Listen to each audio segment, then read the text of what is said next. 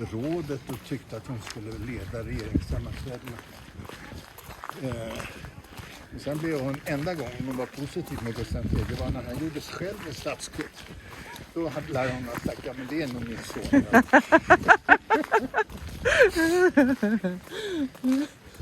Det är lite intressant.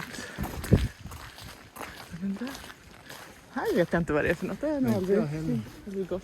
Det är jättesyn. Jag har gått den, men vi tror aldrig upp. Nej. Vi tog den här promenaderna, vet du.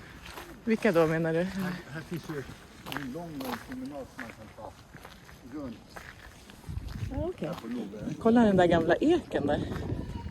Vilken läcker. Nej.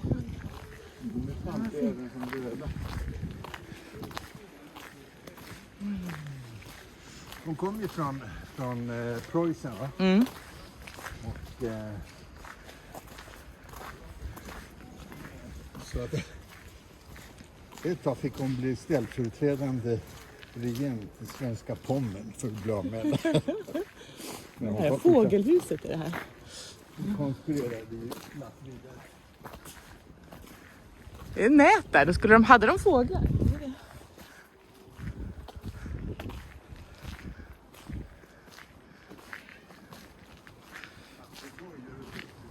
Jaha.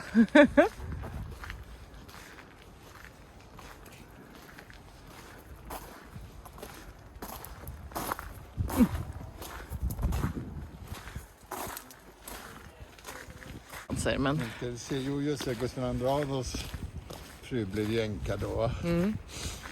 Och rådet ansåg att hon misskötte uppfostran av Kristina. Så till den milda grad så hon skulle fråntas. Ja, hon blev antagligen lite konstig. Men hon drog utomlands i alla fall. Hon hade ju också tysk om det var. Men hon var väl typ bortkörd? Nej, det var en skam att hon rymde Sverige. Alltså. Ja, okej. Det var det. Men kommer inte längre, tror jag. Sen gjorde man upp då med någon av de där furstedömena i norra Tyskland. Ja. Om att Sverige skulle ge henne då 30 000. Det hette riksdagen då, vad det nu hette. Som var väldigt mycket pengar i underhåll varje år. Mot att de där, hennes släktingar där nere skulle underhålla henne med olika bostäder, olika, vad hon nu tog vägen. Ja. Så hon höll sig borta rätt länge, men sen mot slutet av sitt liv så kom hon till Sverige igen. Och så hon är begraven där vid kyrkan. Men jag tror att hon blev mottagen av drottning Kristina vid Dalarö, har jag läst. Där när hon kom tillbaka med flottan. Ja. Så var det någon stor mottagningsceremoni där med svenska flottan. Jag trodde att hon hade liksom inte fått komma. Men alltså, de ville ju inte att hon skulle sticka på det där sättet. Nej. Det var likadant med den här Lisa. Olika som pantsatte i kronjuvelerna som var kronan, så att säga. Ja. Det att de hade uppehållande försvar så att de hade hämtat hem dem igen. Så de kunde visa, de skulle visa upp dem. Juvelerna, eller alltså? Ja. Adolf Fredrik var lite sjuklig så att de måste vänta på det och vänta på det. Han så blev sjuklig tills hon hade fått hem dem igen. Okej.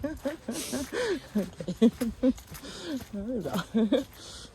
Hon drog på det, kan man säga. Ja. Kanske hade något. Ja, jajamensan. Ut och promenera. Men vad är det för regementer som ser ut sådär? Är det inte de som vaktar här då? Jo, det är väl frontmatregement, livregement. Inte det är en permanent styrka. Utan det är precis som på min tid att man får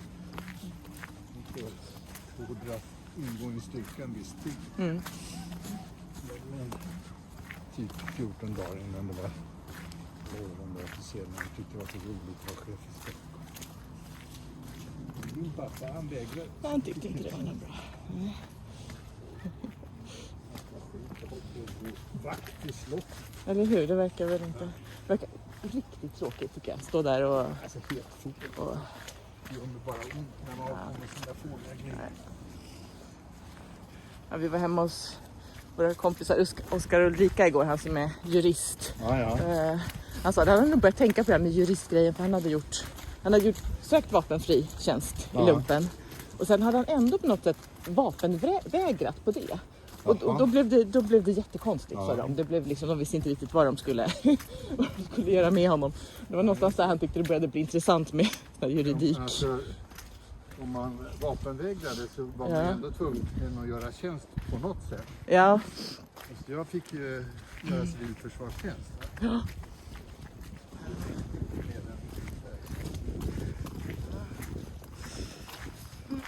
Annars var det där klassiska här i Stockholm. Man skulle åka ut på Järvafältet och hugga björk.